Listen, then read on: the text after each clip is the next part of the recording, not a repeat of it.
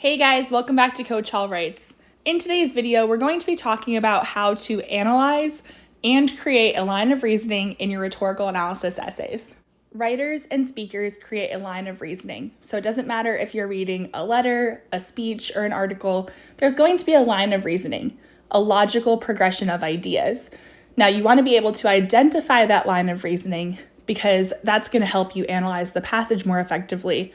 But also, as a writer yourself, when you're writing an essay, you want to create a line of reasoning because you want your essay to be logical and you want your points to be easy to follow as well. In thinking about a line of reasoning, it's important to recognize that writers and speakers make specific rhetorical choices that are tailored to their audience for a particular occasion. So if you think about it, if you've ever tried to convince a friend, a teacher, or even a parent or guardian to do something, chances are you made specific rhetorical choices based on who your audience was. So think about those kinds of things as you're thinking about line of reasoning. It's the structure and order that matters. So which order are they making the choices in, and why are they making those choices? If your ultimate goal is to write an effective rhetorical analysis essay, you need to be able to trace the author's line of reasoning because that's going to help you analyze the passage more effectively.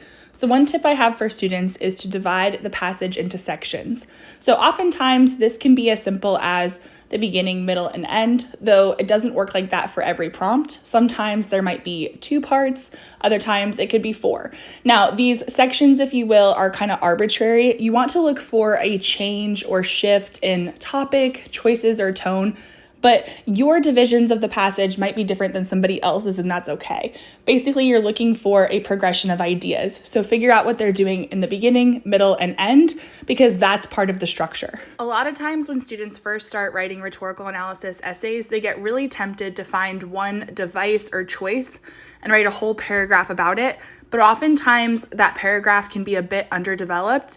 And so if you analyze it by section, that's actually a way to really dig into the purpose, but also it helps you develop your argument a little bit more.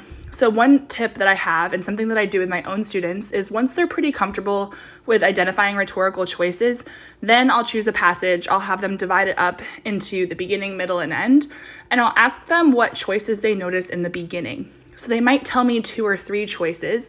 Some of them might be more prominent than others. They might also notice an appeal, which is created by a choice. So then what we do is we zoom out, which basically means that we ask ourselves, okay, what's really happening because of these choices?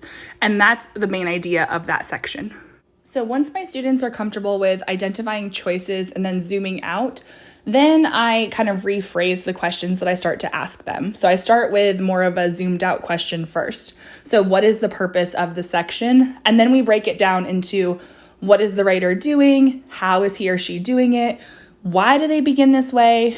And then how does doing this help them develop their argument, convey their message, or achieve their purpose? Now, some students still prefer to find the choices first and then zoom out. Other students are capable of seeing the bigger picture and then zooming in. So whichever approach works best for you is totally fine. Now let's look at how you can actually take those questions that we were looking at and apply them to a passage. So for this example, we're going to be looking at FDR's Pearl Harbor speech. Now this is a relatively short passage, so my students often only divide it into 2 parts. So in the beginning, they say that the purpose of the first section is to inform the public about the attack, which is true. Now, when I ask them what he's doing, they tell me that he creates a common enemy. So that's probably what my students would put in their thesis, and that would likely be the main idea of their first body paragraph. Now, how is he doing it? How is he creating this common enemy? Well, he's using repetition, so he's repeating certain phrases. He's also using some very charged diction, and he adds a list. It's a list of places that were attacked to prove that this was not something that was an accident, it was premeditated. So all of those choices are working together to create a common enemy. And then we have to ask ourselves, why is he doing this? Well, ultimately, the president has to ask Congress to declare war. Congress has the power to declare war in the US. He's speaking to a joint session of Congress. And so if he wants them to declare war, he needs to prove that Japan is guilty, so that way they'll be willing to declare war. So using those notes, let's talk about how you can create your own line of reasoning in your essay. So we want to aim for a chronological or thematic analysis as opposed to device-driven. So instead of focusing on repetition as my main idea, I want to focus on how he creates a common enemy because that's a broader choice. So I'm going to be able to say more about it. And also there's a couple choices that are working in tandem together to create this common enemy. So it's not that I can't reference repetition, it's just that that's not my main idea. So once I have my main idea, then I need to select the best evidence to support that main idea. The next step in creating a line of reasoning is to have commentary, which is your analysis. Now it's called a rhetorical analysis, so the commentary or the analysis is really important. In fact, you want to have more commentary than analysis because analysis is your own thoughts and ideas, and you want that to shine in your essay. So one thing that I recommend you do is try to connect the choice to the rhetorical situation. Really dig into why that speaker or writer is making that particular choice. I use the acronym SPACE for rhetorical situation, so it stands for speaker, purpose, audience, context, and exigence. So on the slide here, I have some examples of how to connect it to the rhetorical situation. So let's start with context. Well, historically speaking, until this point, America stayed out of World War II. Basically, America was practicing isolationism. And so FDR knows this. He knows it's going to be a big deal to enter a war, so he needs to make sure that he's very convincing. Now, the exigence, that's like the impetus or the catalyst. So what prompts him to give this speech? Well, quite frankly, there was a major attack on a US military base. Now, Hawaii was not a state at this point, but it was a US naval base, Pearl Harbor, that was attacked. And so the public is obviously going to be very concerned about this because, quite frankly, the US had not experienced an attack like this in a very long time. We also need to think about the audience. And so there's sort of a dual audience here because he was speaking directly to Congress, so the members of the Senate and the House of Representatives, but at the same time, it was being live broadcasted over the radio, so the public was being informed of this as well. So we want to think about the shared values of this audience. So basically, they're going to be some patriotic values, freedom and justice, and so he needs to appeal to that at various points in his speech as well. And then, as I mentioned previously in the video, there's a very clear purpose here because he wants Congress to declare war. So he has to make certain choices in order to convince them to declare war. And spoiler alert, he does. Oftentimes, developing commentary is a struggle for students. So let's talk about how to develop that commentary in some other ways in order to help strengthen your line of reasoning. So one thing that you can do is ask yourself, why is a writer making this choice? So in this case, why does FDR list other locations? He lists all these other locations in the Pacific that were also attacked. Well, doing so conveys the premeditated nature of the attack, and it reinforces the magnitude of the situation. And in that list, there's certain repeated words. So for instance, he says the phrase last night multiple times, and he also uses the word attacked multiple times.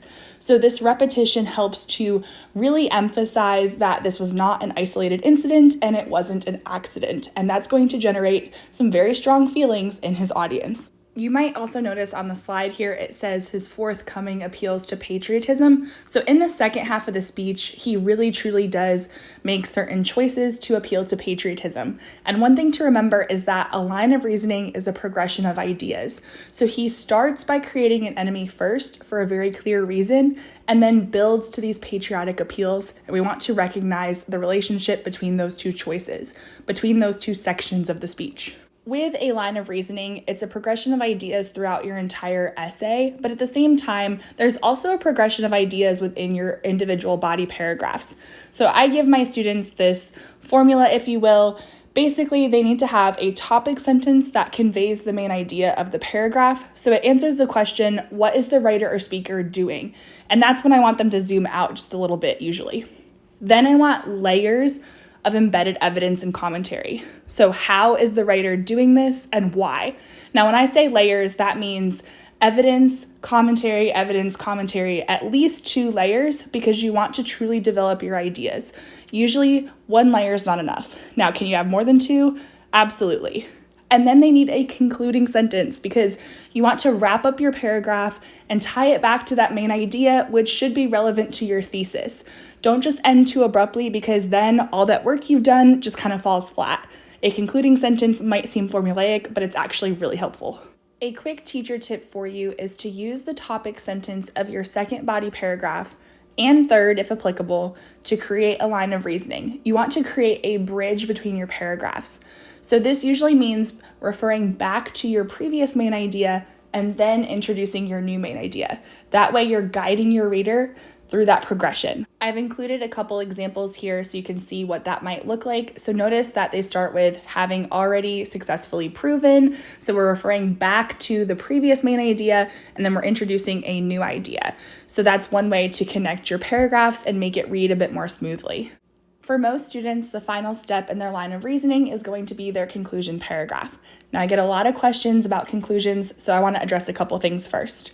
In my personal opinion, based on the rubric, for a timed writing situation, if you have to choose between finishing or developing a body paragraph and writing a conclusion, I would focus on that body paragraph.